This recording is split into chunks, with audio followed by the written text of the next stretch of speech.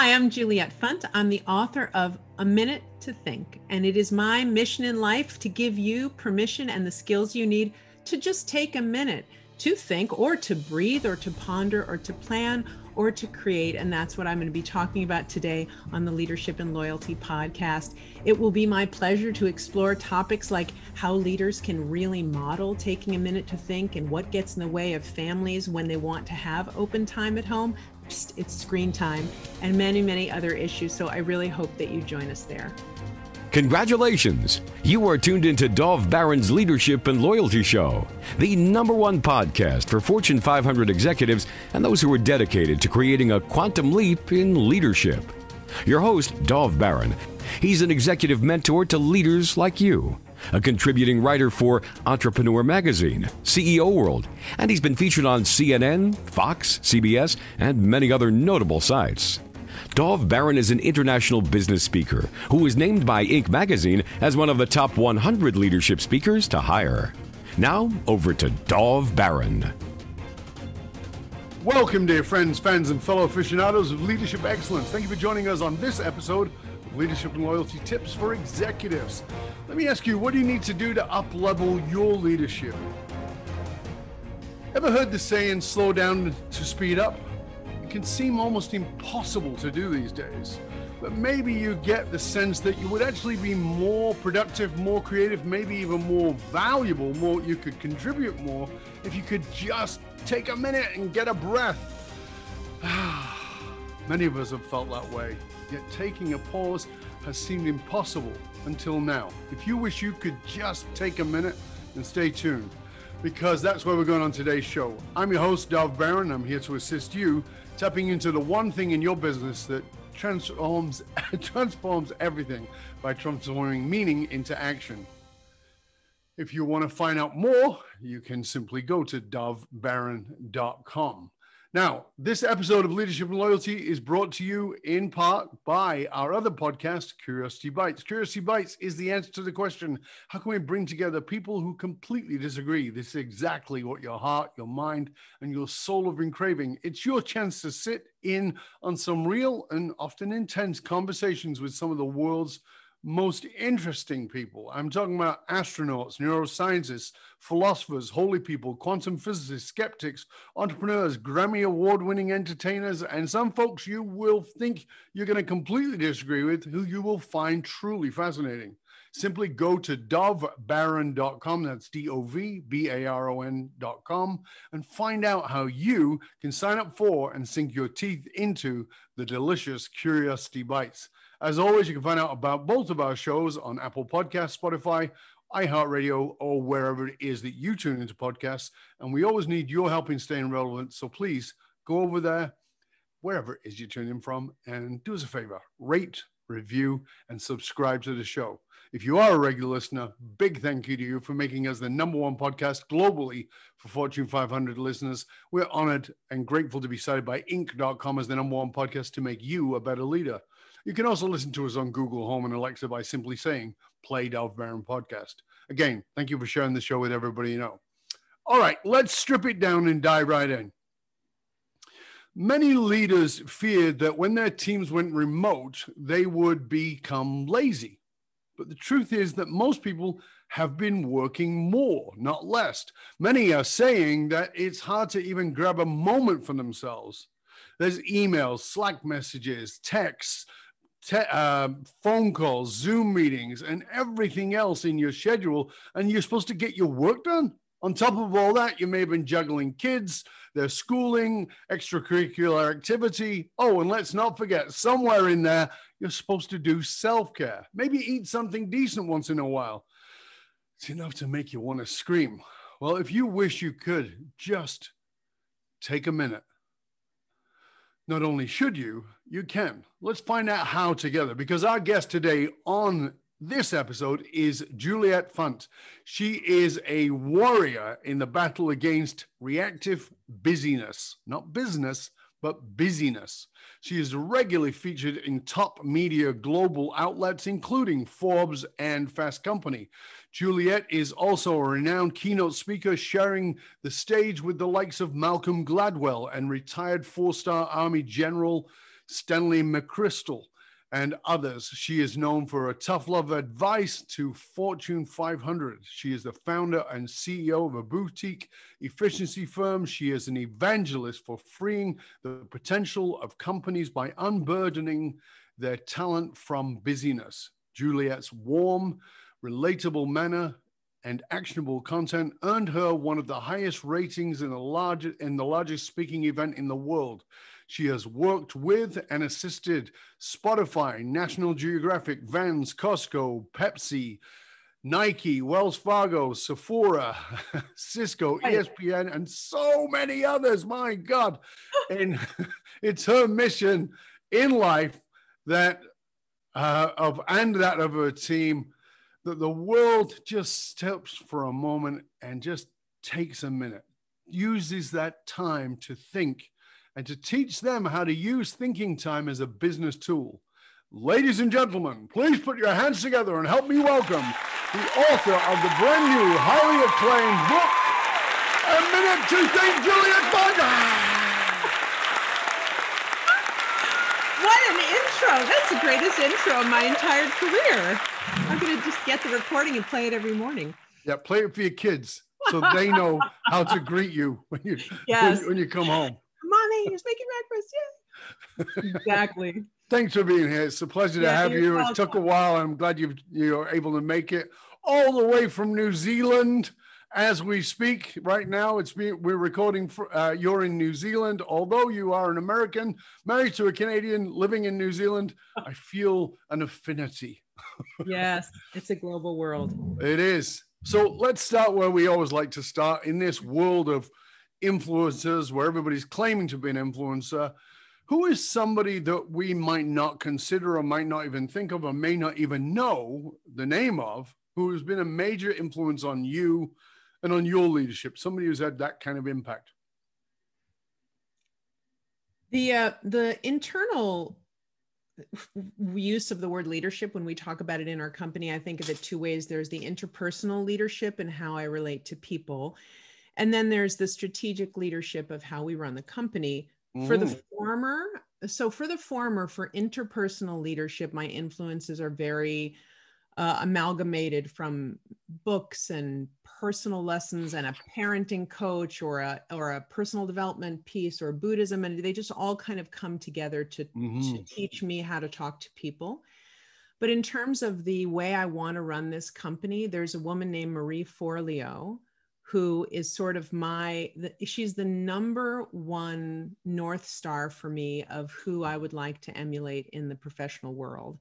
I've not had the pleasure of meeting her yet, but I've watched our content be incredibly parallel for many years. But she has, in fact, there was one time where I was teaching this very, very out of the way teaching from Buddhism called Tonglen. And it seemed like something that was so out there and you couldn't teach it in corporate, but I was. And then I discovered she was teaching it as well. So there was some sort of connection there. But the reason that Marie Forleo changes me all the time as a leader is that she does two things that I care a lot about. She aggressively steers her company toward philanthropy. And that's something that we're designing right now that I could tell you more about, but I've been trying for a long time to figure the philanthropic arm of the company. She maintains, now she's in a B to C market. She's a little flippant. She's a little kind of sassier than I have permission to be in a B2B market, but she allows herself to stay pure when the temptation of creating a different persona to impress is always so tempting. And I think around corporate people and CEOs and C-suites and metrics and numbers, and there's just almost this tendency to become a different person. I call it the corporate shadow, to adopt a different jargon-filled, serious corporate personality. And it's always pulling me in, and Marie is always pulling me back to myself. So I would think she's the biggest influence. So what would you say is the central lesson that you inadvertently have gotten from her? The central lesson probably is, well, first of all, she affirms the right kind of perfectionism for me in a spectacular way. I'm a diehard perfectionist. I meter it out carefully. I teach people how to be careful with it, but she uses it in the perfect places to create superb results. She gives me a lot of permission in that area. But I think the central piece is that it's never worth leaving yourself, that it's never worth becoming somebody else to try to succeed, and it's never necessary, which is what she's so beautifully demonstrated. Yeah, it's interesting, isn't it? Because it's exactly what you said. I think that people think that they have to. It's not a choice. It's like, well, if I'm gonna make it, I've got to put on the corporate suit, Right.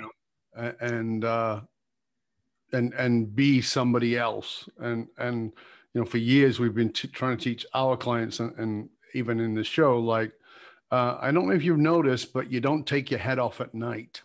It's still you. You don't take your heart out when you go to work and take your head off when you go home. It's still you, and the more real you can be with that. And that's why I don't think it's possible to be a great leader without self-knowledge. Because if you don't have that self-knowledge, it's easy to change the jacket and pretend you're somebody else.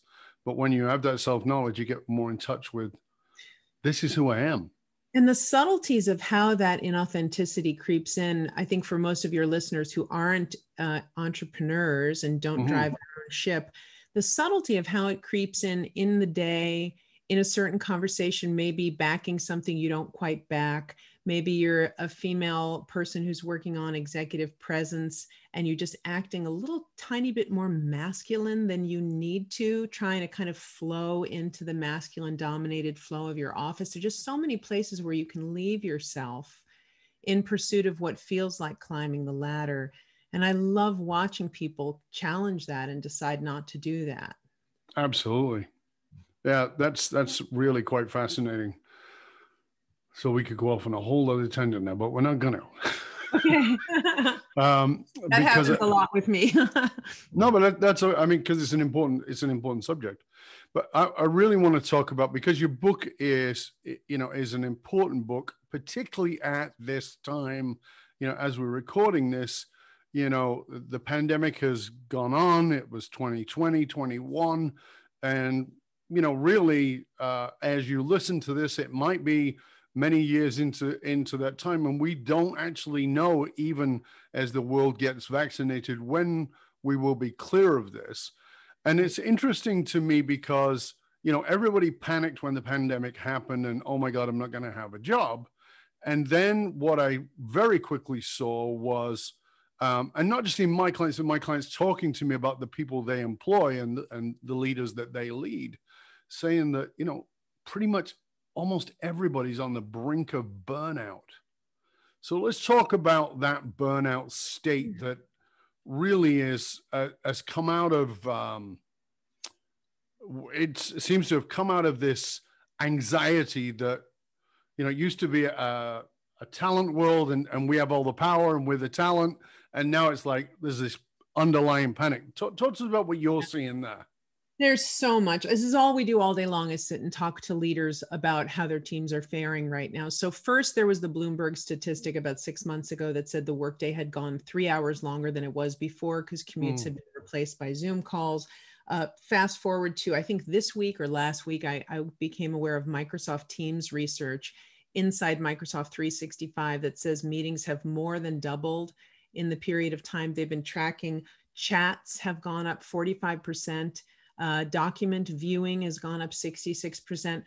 We all are working harder and harder and harder and harder. It's this sprint that became a marathon with the intensity of a sprint. So we sprinted in a crisis because we have to, and then there was never a point where it was over. So we maintain that sprint velocity and sprint intensity, and it's extremely concerning to me. It's probably the number one worry that I think about all the time, that we can't seem to reach a point of healthy desperation where everybody says uncle.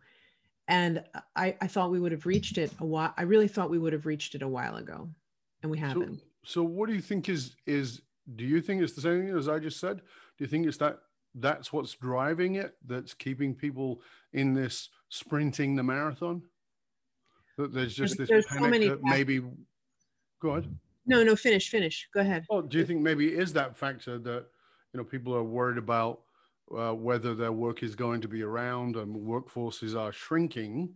One of the pandemic and remote work has brought more stuff online. It will remove some of the workforce. It will fast forward AI, all those kinds of things. So is that what it is, do you think? I mean, you're obviously on the floor there. I think there's a sense of, yes, there's job preservation as one ingredient in the recipe, but I definitely don't think that's the comprehensive problem. I think there's so many pieces. There's free-floating anxiety, which is just, I have no idea what to do, so I'm going to send more emails. I just have this cresting fear and ambiguity, and I can't predict the future, and there's a scary thing outside, and I'll just send more email. I think there's just a raw human piece of it that is that.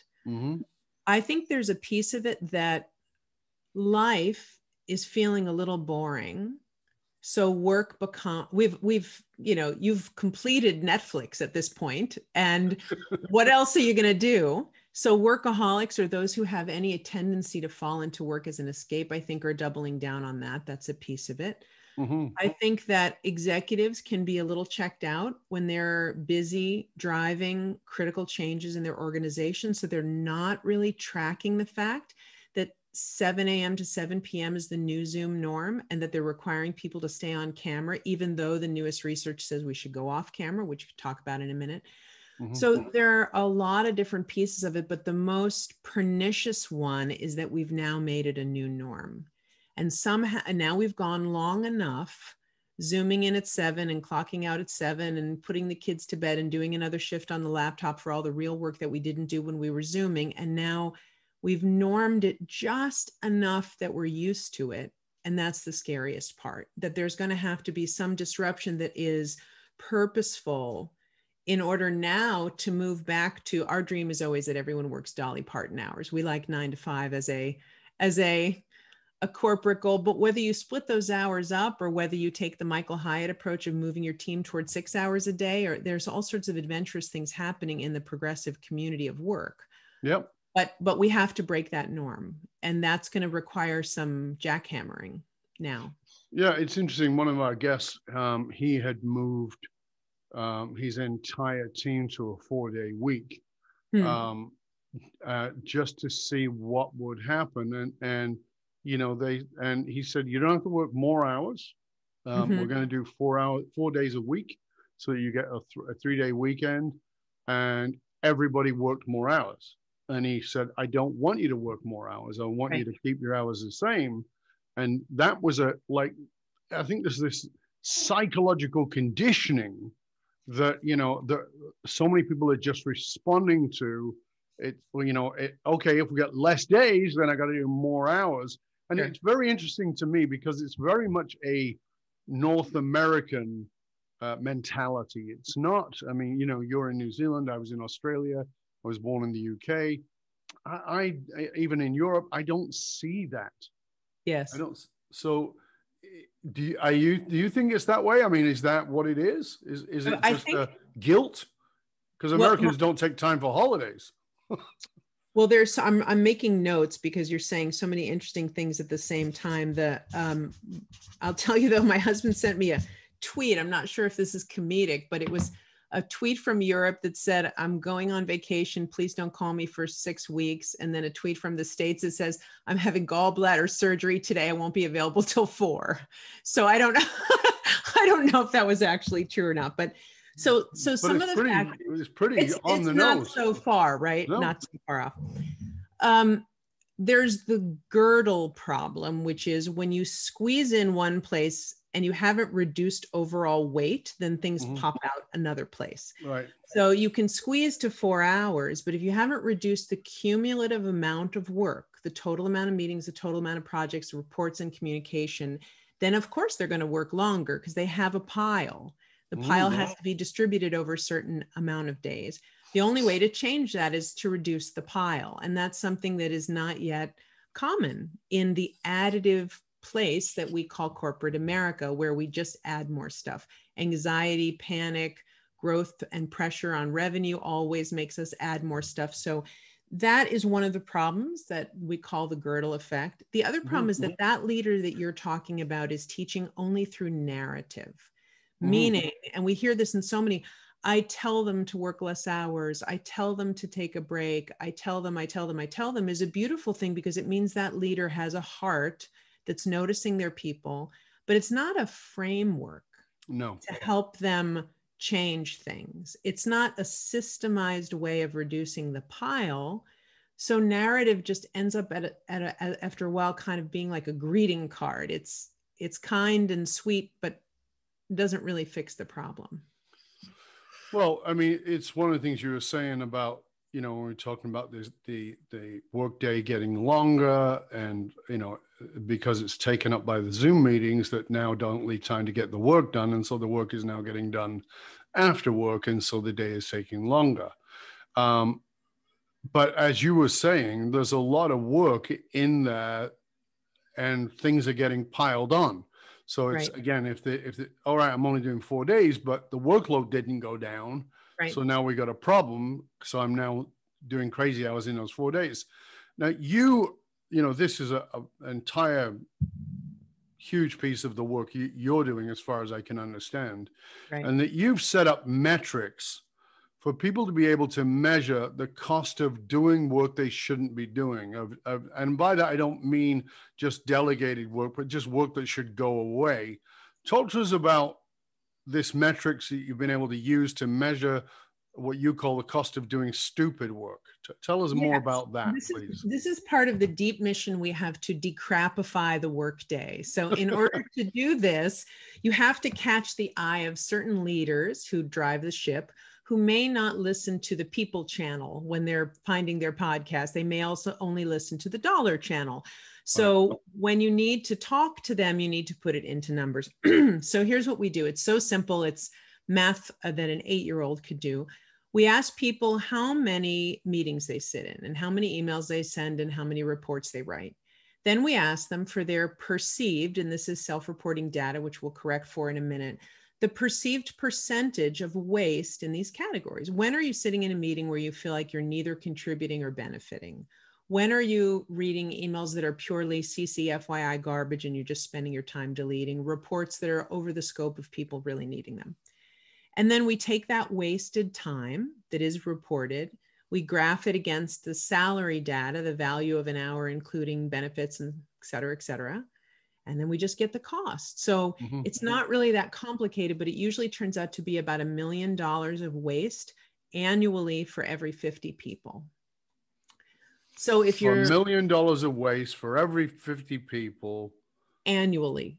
Annually. And that is the cost of your talent time. So it's it's not dollars that you would regain if you stop doing that work. It's the cost of your talent time. So here's the way to think about it is, if Sally is your CFO and you pay her $100K a year, she could do 80% high value work and 20% stupid work and you pay her $100K, or she could do 80% stupid work and 20% high value work and you pay her $100K. So it's the opportunity cost of misassigning Sally to the wrong things that she should be doing during the course of the day, and redistributing that effort away from waste and back to things of substance and hopefully meaning. Okay, so you're talking about the opportunity costs, and the thing I bang up against right away there is I'm not giving them stupid work, being, you know, the boss saying, the senior leader saying that to the person under them. I'm not giving them stupid work. They just won't let go of it, right? So they're doing this. Again, you know, I think there's this psychological, cultural hypnosis. Yes. But if I'm not busy, right, I'm not doing anything, or if I'm giving away things. I mean, delegation is a lovely idea. Right. But that's the key thing. It's a lovely idea, but can you let go? Well, but even if you have a convert who wants to reduce the pile, they're going to delegate and they're going to automate and they're going to forget to eliminate. They know they should delegate. They know they should automate, but that idea of, oh, what if we just didn't do this at all? Right. That's the wild green Alaskan frontier, that we want to get to is, oh, let's just not do this at all. Let's just decide that 30%, 50% of the people on every email thread and in our entire company are just watching the volley, like sitting up in those surgical operating rooms, looking down from the glass. Let's just remove all of them. Let's find out who's needed in the meetings and give people the opportunity to opt out or send a sub or tell us when they're not important. Those are the kind of frameworks I think that can actually reduce the pile. So when you say eliminate, again, we're back to now, well, where is the discernment? Mm-hmm. Because again, it's a part of that hypnosis of feeling important. I need to be in this when you maybe don't, but convincing yourself that you do need to be in it, like getting people to even that, to what they need to eliminate. How do we move them to accept that? Yeah. It's a religious conversion of sorts. First you can't just hand them a rosary. You have to tell them the story of that there used to be this thing called white space in our days. And it was the time in between stuff. And it was the time when executives would put their feet up on a desk and look out a window and plan the future or check in deeply with themselves. And it was important. Mm-hmm. And then things kept changing and we lost more of it and more of it. But it's connected to the greatest things that we care about, to our own recuperation, Absolutely. to important reflection, to the pondering that leads to innovation and patents and ideas. So you sort of have to first convert them to the mission, which is to reclaim open time at work, thoughtful time at work, recuperative time at work. And then when they have an endpoint, something that they're trying to get to, it's a little bit easier to say, do you see how it's in your way that you want to be in every single meeting from 7 a.m. to 7 p.m.? Do you see how it's hard when you have to put someone on mute to pee because you can't even take a break between those ridiculous meetings that you're in? And so it's a process of talking to people. But I think that there is ancestral memory in us that remembers when we could breathe at work and when it was okay to just close your eyes because you're tired, or to stop before you answer a question and get the answer right before you respond. I think it's in us somewhere. And that's my work, is to try to rekindle that connection. Yeah, because again, I know I keep harping on this, but I'm really fascinated to hear how you and your team are breaking that cultural hypnosis that is evident and has become more evident in that if I'm not doing 10, 12 hours a day, I'm not really working. And I think because employees heard bosses saying, I'm concerned that people are going to be slacking off while they're at home, they're working harder. So it's like getting them out of that cultural hypnosis is quite the challenge in and of itself. That's why I'm really interested in that. I'm in a group, an executive group that has these wonderful little think tanks where we get together. It's largely marketing focused. There's a lot of CMOs, but there's other leaders who drive culture and people as well. And they're very, very intimate groups. And we just had one with some really smart leaders from Pizza Hut and Petco and Intel.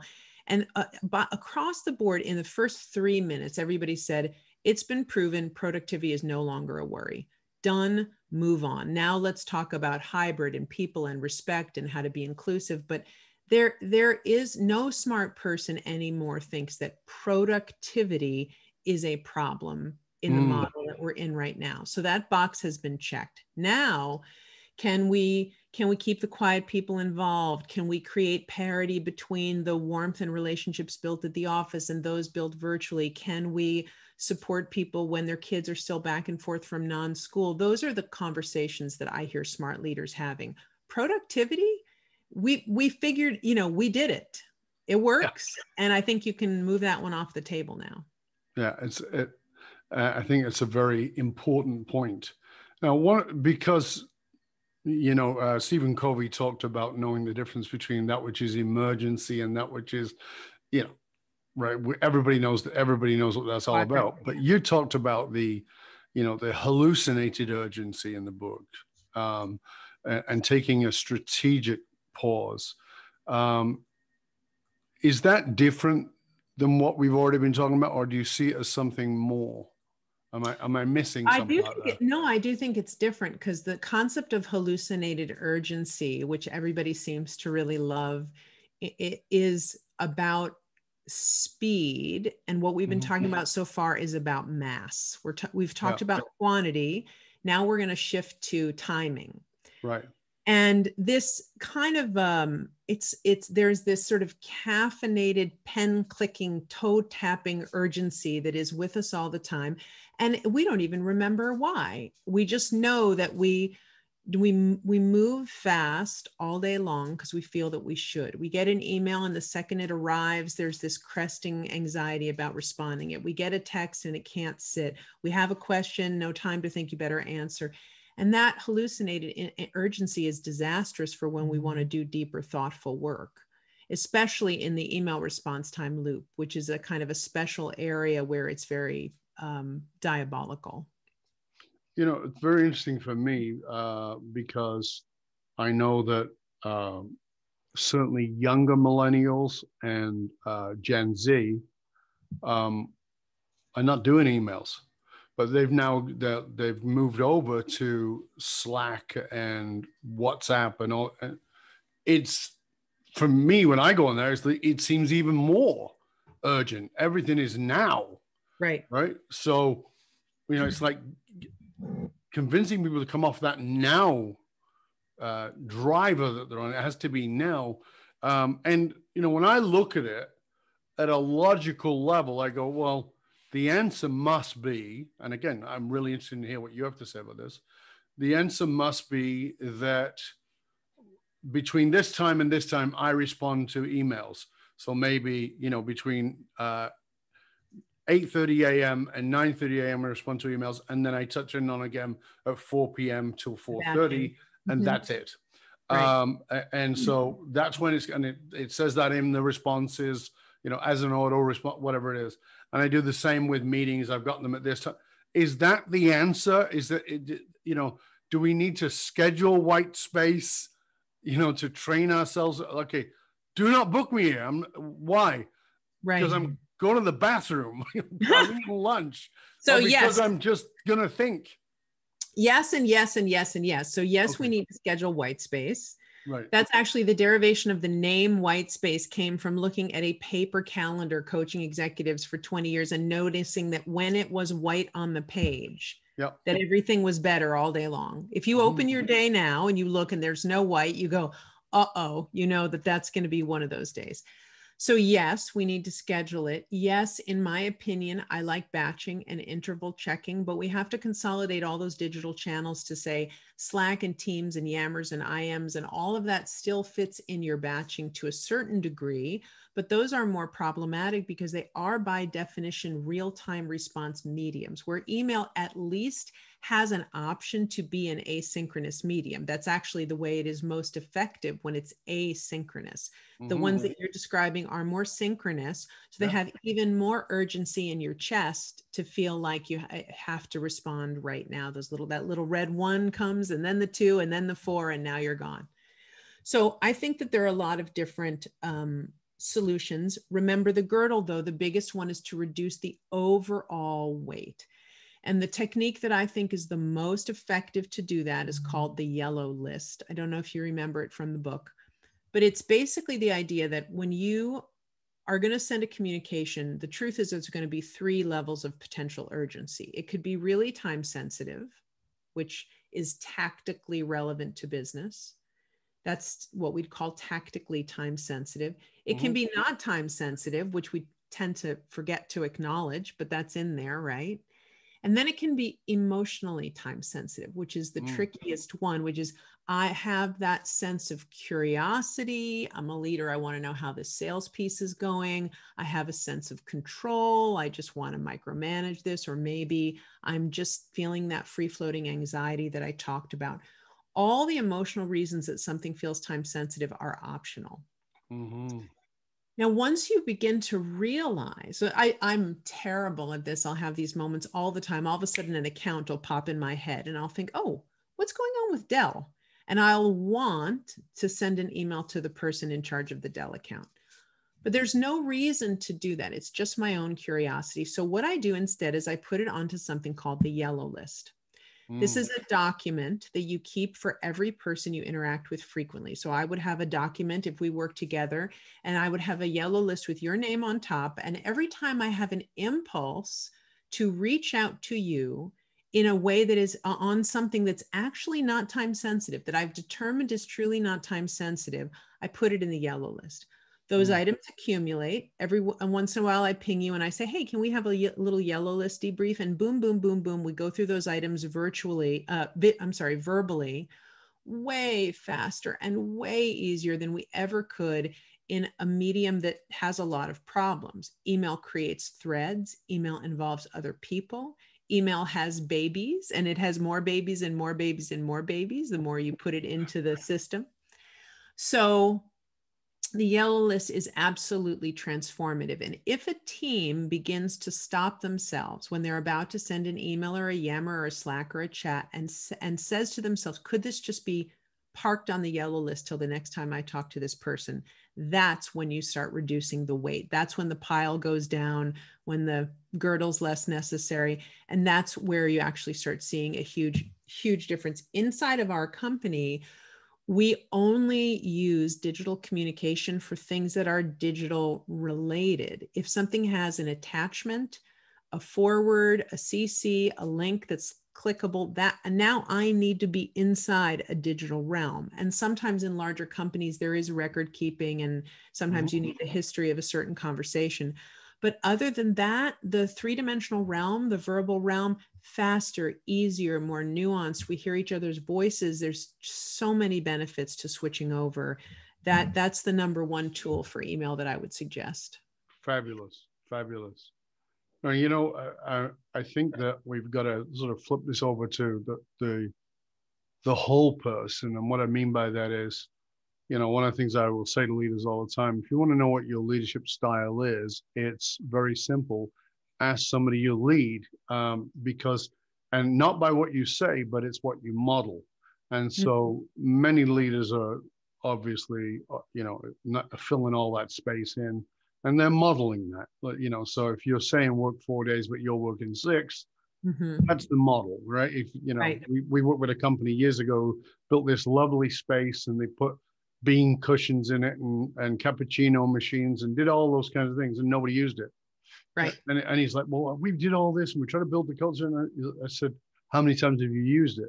And he goes, yeah, I don't. And I said, that's why. You send a message that it's not okay. Right? You send a message by not using it that you're watching that people don't do that. So if you want people to use it, you have to use it.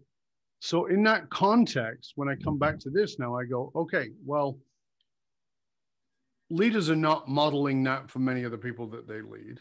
But here's the other thing, parenting is modeling. And so, you know, about 10, maybe a bit longer years ago, a friend of mine who does a lot of work in Asia goes to Korea 2-3 times a year. And when he first went there, he said to me, oh my God, it's insane. And I said, why? He goes, kids in my classes, he teaches extracurricular teaching for creativity, creative writing. And he goes, kids have fallen asleep in my class. And I go, why? And he goes, they get up at 6 a.m. and they start school. He goes, they're starting school and they take school till 10 o'clock at night. They're exhausted. And there's all this extracurricular activity. And I feel, you know, and we sort of were like, oh, it's terrible. And at the same time, it's like, oh my God, you know, 10 years down the road, that's how American kids are starting to look. That, you know, they're an extracurricular activity. And it's like it's being modeled by the parent. And now the kids are doing it. And are we breeding that generation of overworked, overstressed, no downtime, going to play out? What the hell's that? Of course, your kid wants time on screen. They just want to breathe. So, you know, let's talk about it, taking this idea into the home space.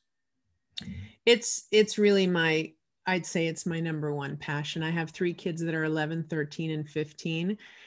And it's an ongoing battle to create true open time for them, because when you create time for children that is open, a screen will threaten to take it from you. Yeah. And so you always have to keep that balance going. But I want to address what you said about the leaders for just 1 second, and then we'll flip over to the parenting. That I think so many leaders I'm observing right now, the ones that are realizing that something has to change, they're kind of stuck because they've made a lot of mistakes in the modeling that you're talking about. They know they need to do something different, and they don't know what the transition is from the past to the future.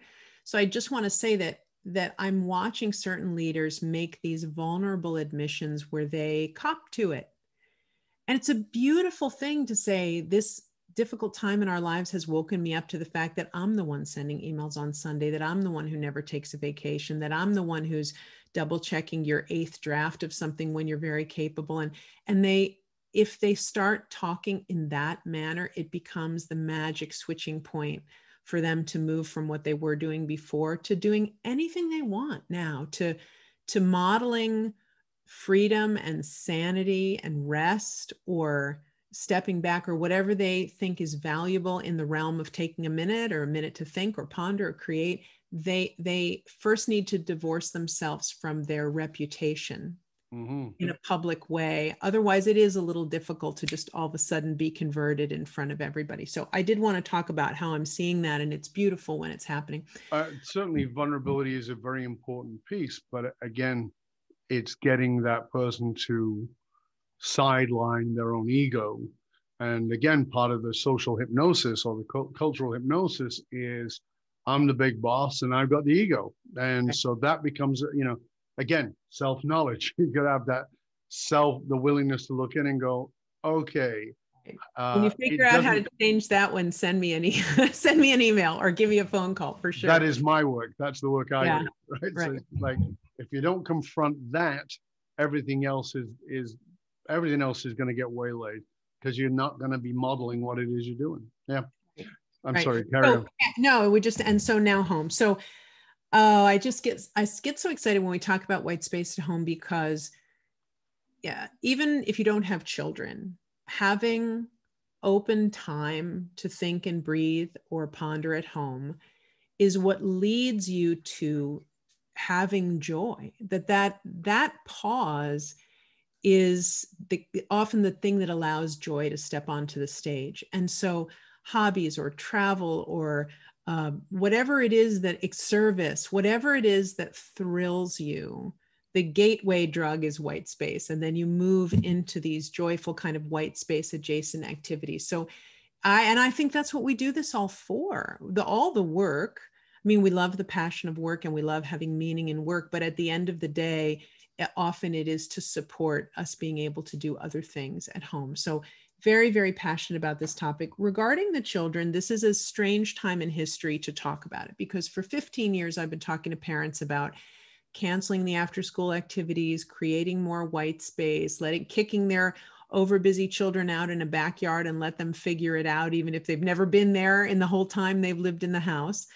But right now, with the limitations on movement and school being virtual and kids being at home, we're all kind of figuring this out as we go along. My own children would say that they had too much white space during lockdown, that, if I'd asked them to play another board game, they would have thrown me off a cliff. And so it's a very, very challenging time. But if you can get families out together in a place where no screens are accessible for any periods of time, a family walk, a picnic, somewhere safe, the ability to just divorce from screens and plans. If you have neither screens nor plans for any period of your day, boom, white space appears, and with all of its nourishing possibilities.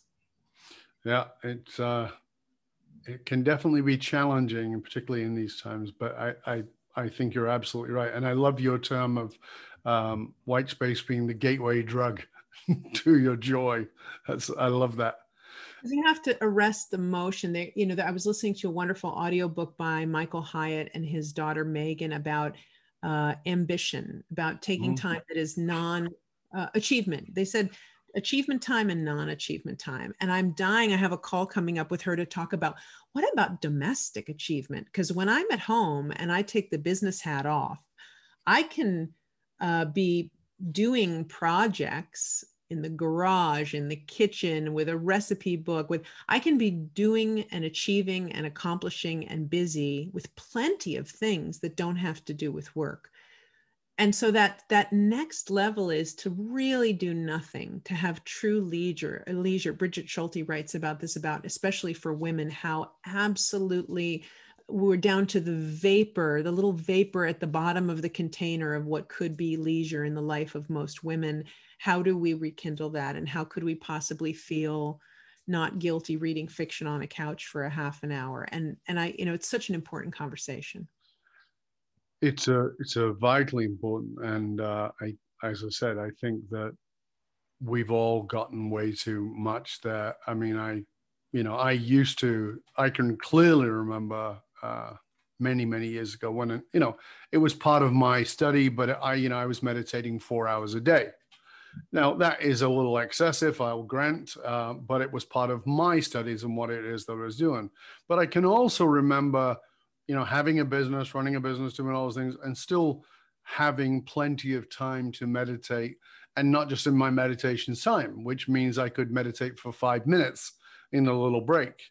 Right. And all those things get nudged and pushed, and not just with me, but with all of us. So, this is a very important call to us all. So, you talked a minute ago about perfectionism. You talked about accomplishing or being productive at home.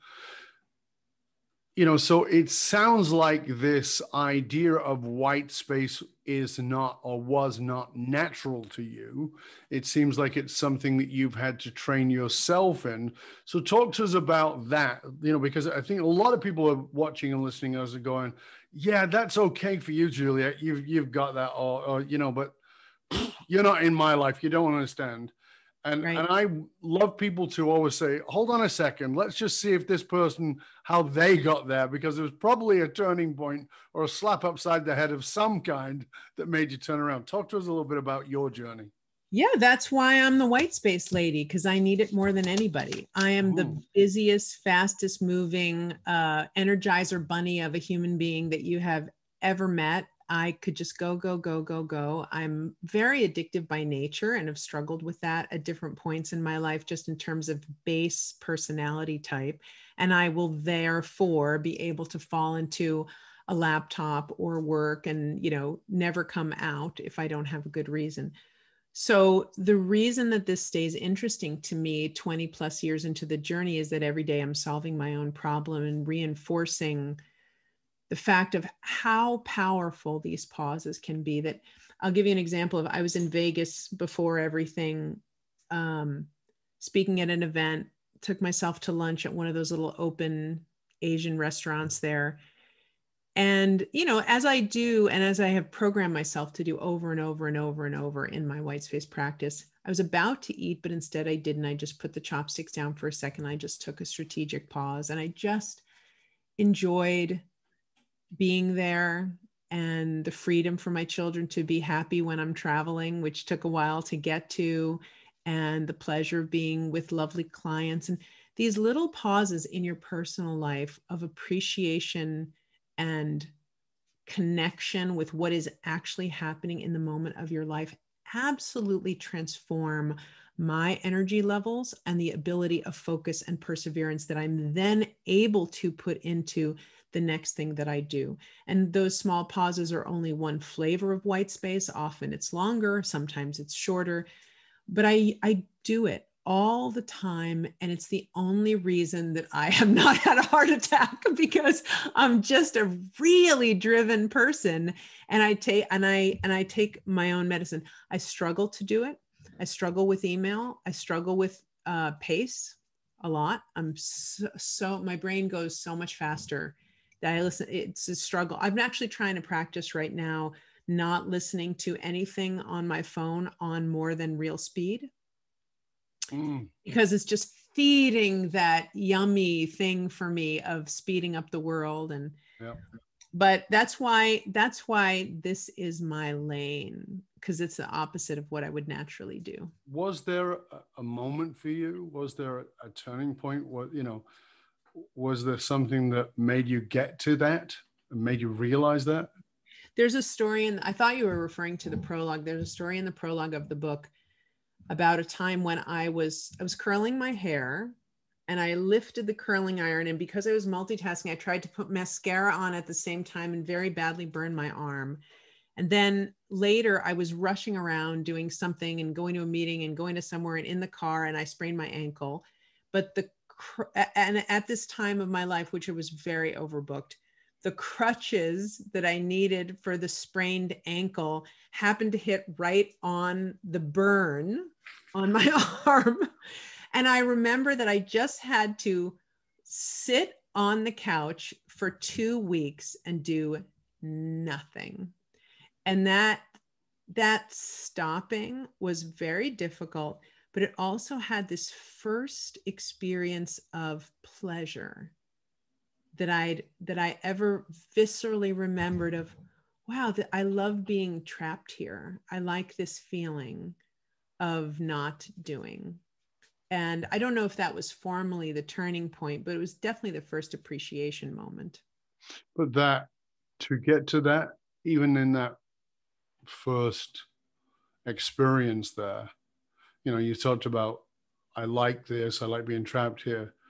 I would imagine that was not the first response. Based on what you were telling me a few moments ago, I would guess that the first response is shit. Yeah. Why can't I do stuff?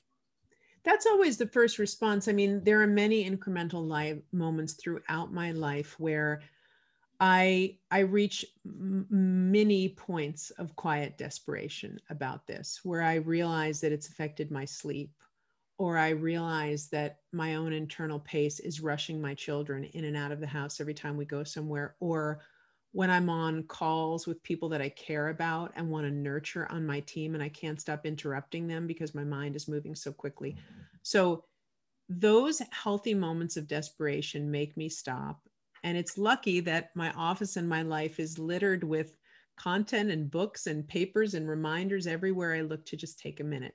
And that I think I almost wrote the whole book just so I could stare at it every day and really give myself that message. Yeah, I think it's profound and it's important. And I appreciate you sharing with us that we teach that which we need to learn. Yes. If we have time, I'd like to talk a little more tactically about the kids. Do we have a minute for that? Yeah, we do. Because I think your listeners, as I've observed, really appreciate what do I do about this? And so I want to get really practical. The screen time is the biggest limiter of personal white space. Yes. And it is absolutely a continuous line. So we have a process that we call the digital downshift for families. And I can summarize it for you that I think for the families that care about changing this, thank you, it might be really helpful. So first step is just take a week observing your family's screen habits. And you're asking the kids to do this as well. How do you feel, kids, about the way I am with my phone and my laptop and my devices? And when I'm AirPodded in and you can't talk to me, how do you feel? And just 1 week where you're really observing. Then you're going to call a family meeting and everybody's going to get an assignment. The assignment is to write out your dream life where it comes to screen time. Sometimes the kids will write fantastical stories of 12 hours a day on video games. And sometimes the mom will write, I wish we could throw them all off a cliff. And everywhere in the middle, there's going to be differences. But we're going to write out the perfect vision for our life and then share it. Mm. And from that point, when we've had the challenge of mentally articulating what we wish were true, now we're going to make a plan. And the plan is going to involve listening, and not just pretending to listen, but actually listening to the input of every family member, however young. Why do you think this is okay? Why do you want more? Why do you need less? How does it serve you? And then there is a part where the parents then need to drive. So there is a moment then where the parents will go off and create a screen time plan. Mm-hmm. That can involve eliminating certain devices. It can involve making certain rooms screen-free, such as bedrooms, or certain times of the day screen-free, such as in our home before 10 a.m. or after 7 p.m. And that plan is then floated 1 month at a time for family experimentation and feedback on a regular basis. But that level of purposefulness and intentionality can seem like a lot, but it's what's needed to put guardrails around really the primary threat to your having any semblance of white space with your family or your children learning the habit of having open moments in their day. I love that. And what I really like about it, that you said that I think that is often missed. One of the things I speak a lot about is the difference between rules and boundaries, and that boundaries have flexibility, rules are walls. And when we talk about doing something for a month, that's a clear boundary. We can re-examine it at the end of a month, and maybe it's a great system, and maybe it's a terrible system, but we've got room to review and to work with it. And I love that you've laid that out that way, because kids then don't feel like you're the prison guard who's holding them accountable to this. You're just saying, we're going to see how this works. And then you can do your feedback, and, we can maybe adjust it in either direction, but maybe it's going to work. I really like that. And I really appreciate that willingness to be clear with the understanding that it's not a prison sentence. It's not, the next 10 years, we're going to do this. And it's also that everybody's going to fail. So if you set it up as a rule, when you find yourself sneaking your phone in bed when you shouldn't, and when you find, your kids are on, my kids say, I got lost in my iPad. I'm sorry. They come to me and they say, and that's going to happen. So that flexibility of, this is an imperfect science against a diabolical foe. Let's just take it a little at a time. I think it's very necessary for it to not become too punitive in what happens when things break down. Thank you. Now we're coming towards the end of this show, and we've talked a lot about the contents of the book, and but if you were to, I think you've said it many times in different ways here, but I want to really make sure that people grasp it. What is the true intention of this?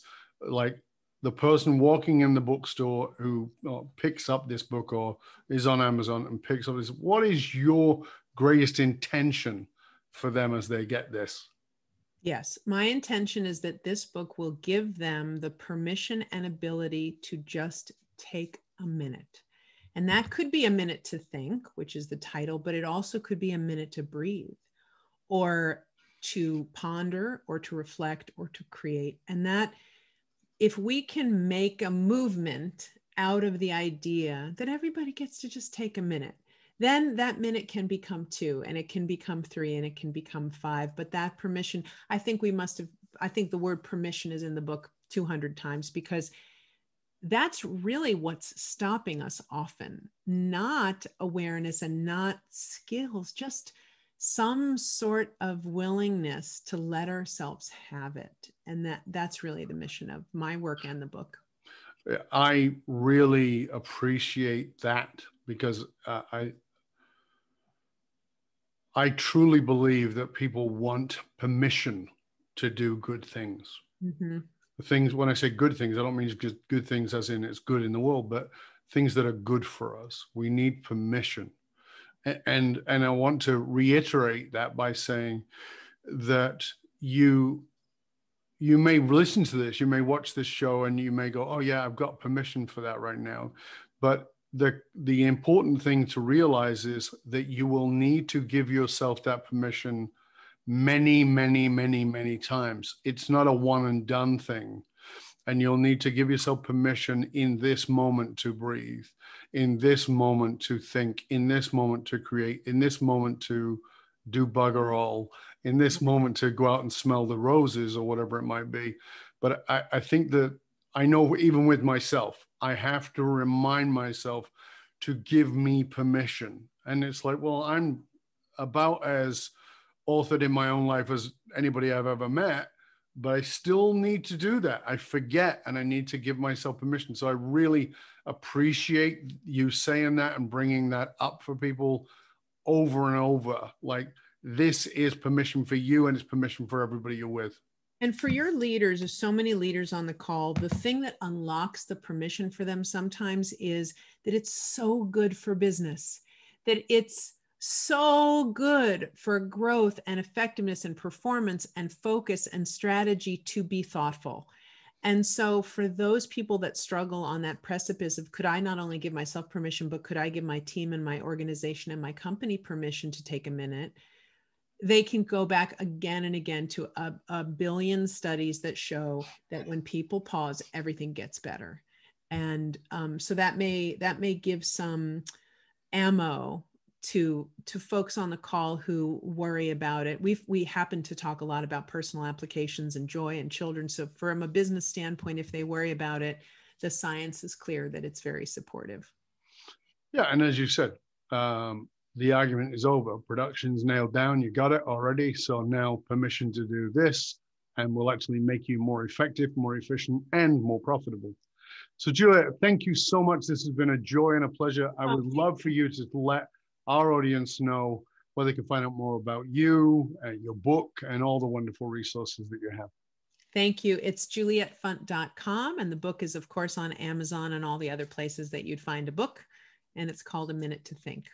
A Minute to Think. You can also find Juliet on LinkedIn and on Twitter. And of course, we will make sure that we post the links to all of those places that you can find Juliet. We'll post them on the show notes so you'll be able to get them. Again, thank you to you, Juliet. It's been a pleasure and an honor. And I hope that you'll stay with us to the end. And for you, dear listener, remember that you can hang out with other conscious leaders, and you can chat about this episode that you've been listening to or any past episodes inside of our Facebook or LinkedIn groups. And just look for the Leadership and Loyalty podcast. It doesn't matter how successful you are. If your employees and your customers don't understand what gives your company meaning, you're only working at a fraction of your true capability. To find out how you can hire me, Dov Baron, as a speaker or a leadership strategist for yourself or for your organization, simply go to dovbaron.com, dovbaron.com, because unified meaning is the one single monolithic difference between mediocrity and greatness for all individuals and companies. Well, thank you for sharing this show with everybody you know. Till next time, stay curious, my friends. Stay curious about how you and everybody you work with could just take a minute, and how 1 minute could become 2 and 2 could become 3, and how that taking a minute could make you more productive, more innovative, more creative, less stressed, and actually more profitable. I'm Dov Baron. I'm here to assist you tapping into your deepest meaning to reach that next level of clarity, focus, purpose, and profit in your business, your life, and your leadership impact. And I am out.